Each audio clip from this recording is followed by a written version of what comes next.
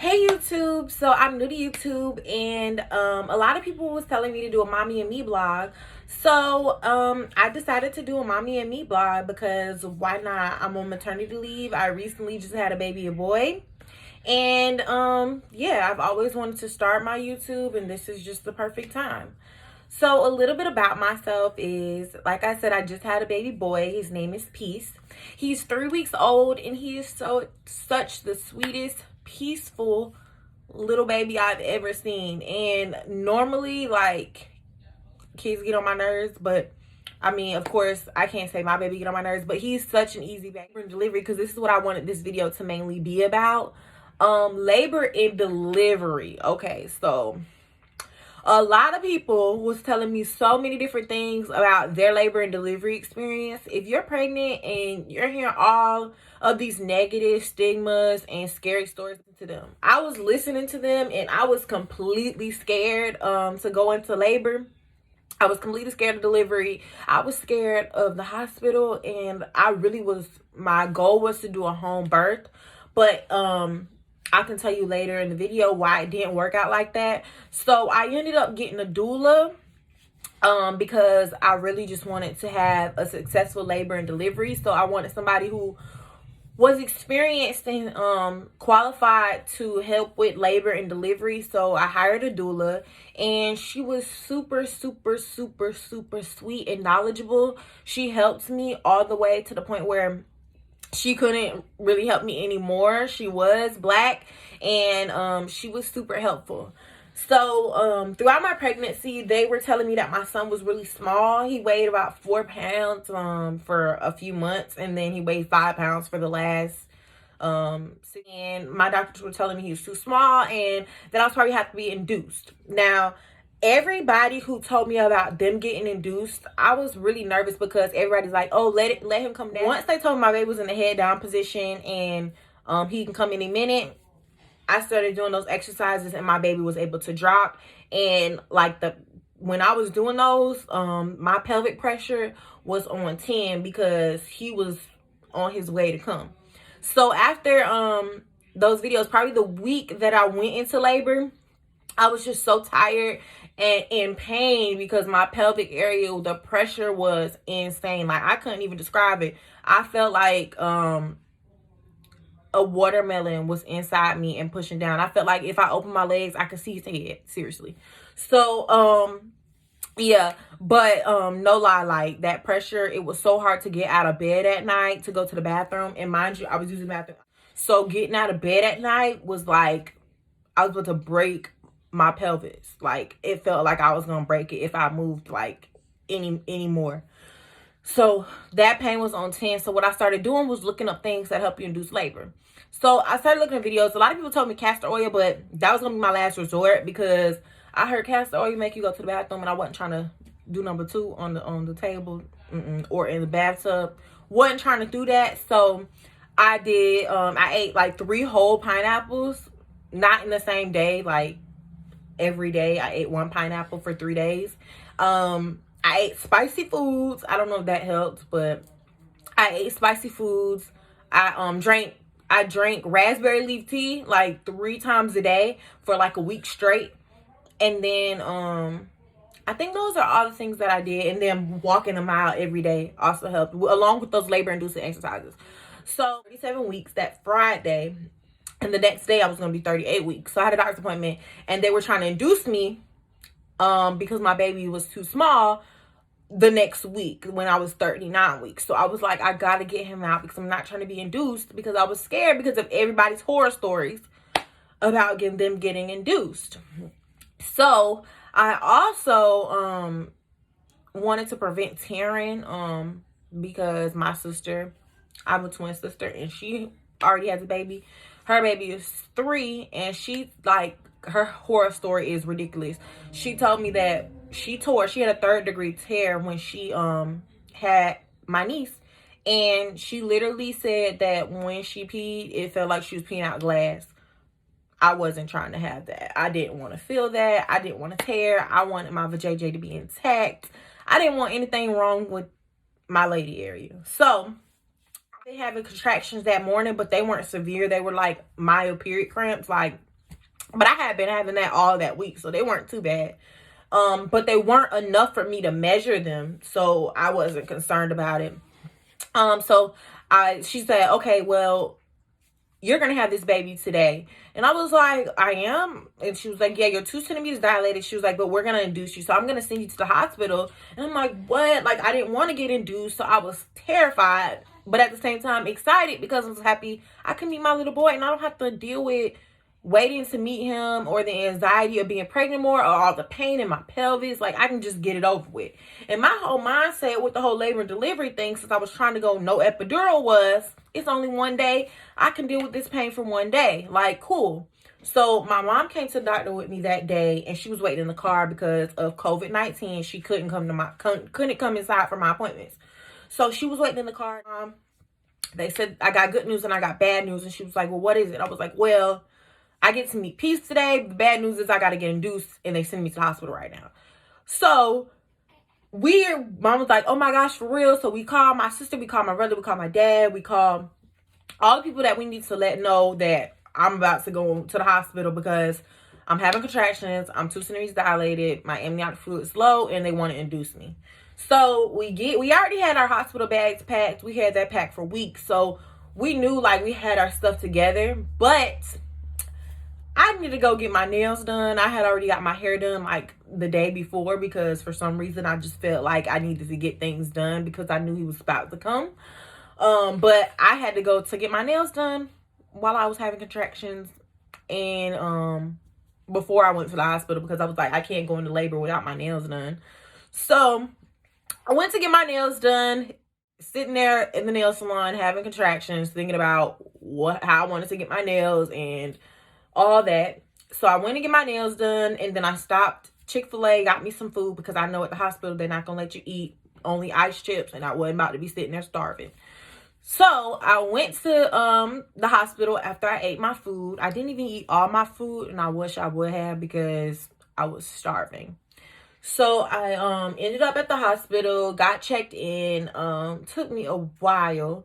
After getting checked in, they hooked me up to the non-stress test to induce me, because I was getting induced, which I was terrified about. So my mom brought my birthing ball up so I can bounce on my birthing ball, because like I said, I still was trying to go natural, no epidural, and deal with my pain. And I was supposed to be talking to my doula on FaceTime, which changed my plans, because I was supposed to be doing a home birth, but I ended up having to get induced. So I had to go to the hospital for health concerns, come in safely.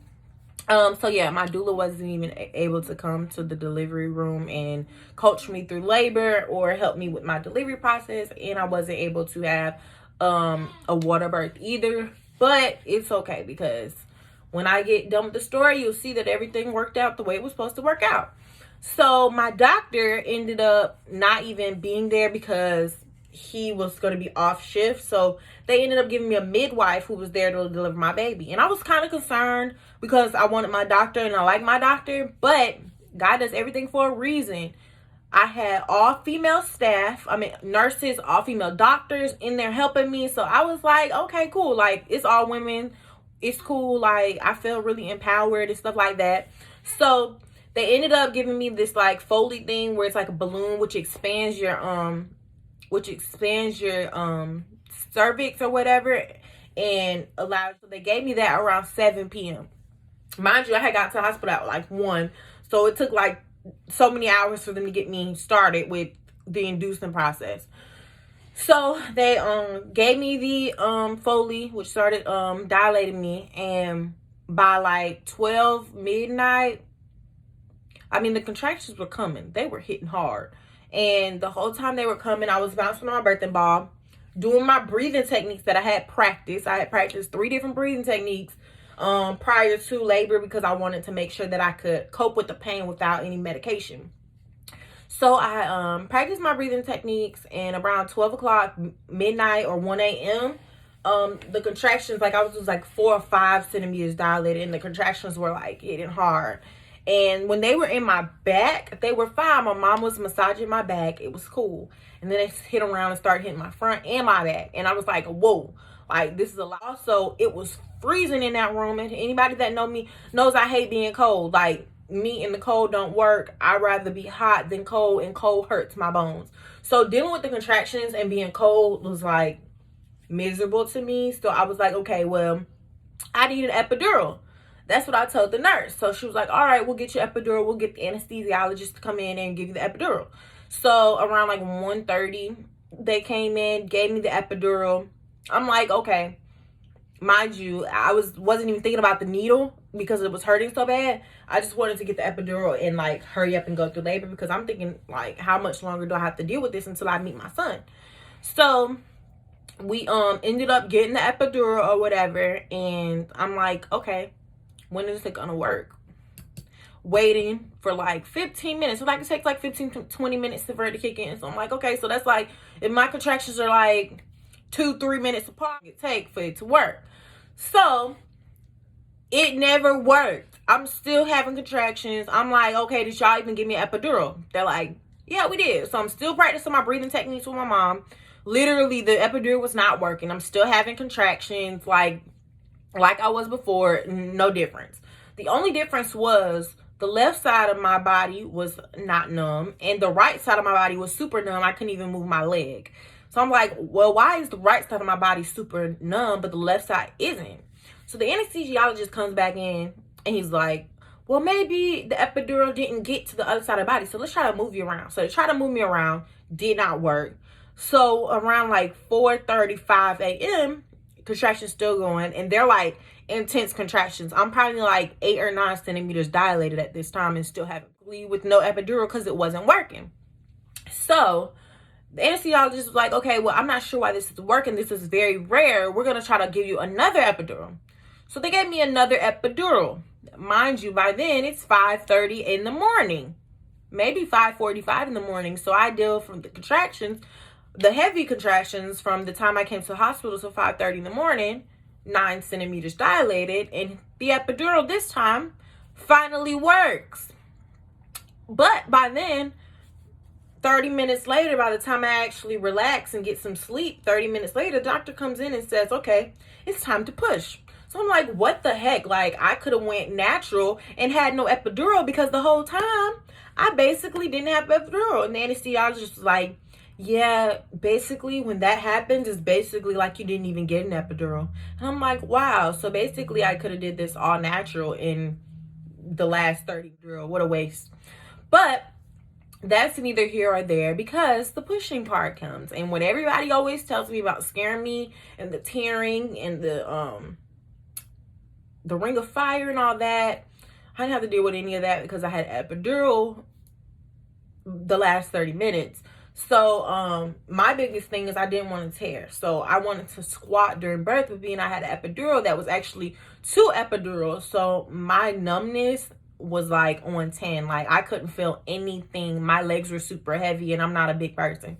So by then they ended up lifting my legs up, and the midwife who was there to deliver my baby was like heaven sent. She was amazing. Like, she was like a doula mixed with the doctor all in one. Like, she really cared about my body and really cared about my birth plan, because I had typed up a birth plan of all the things that I want, labor and my delivery, and all the things I wanted after birth and everything like that. She really cared about it. So the whole time I was in labor and giving birth, she was massaging my area, making sure that I did not tear and my vajayjay stayed intact. So I ended up pushing him out in like 3 or 4 pushes. Like, he came out super quick. Labor was like, delivery was like 10 minutes long. Like, it didn't take long at all for him to come. Partially, I think that's because I did those labor and delivery exercises and labor inducing exercises, and I bounced on my birthing ball. So really do that if you are like pregnant. Do those exercises like a lot to prepare your body for birth, because I really think it helps me.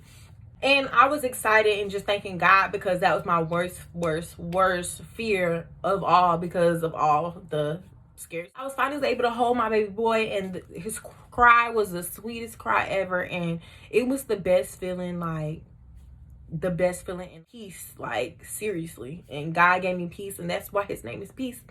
But yeah, so after that, they cleaned me up or whatever. I was able to do skin to skin for an hour, and then I was able to breastfeed, and it was beautiful, and I love every second of it.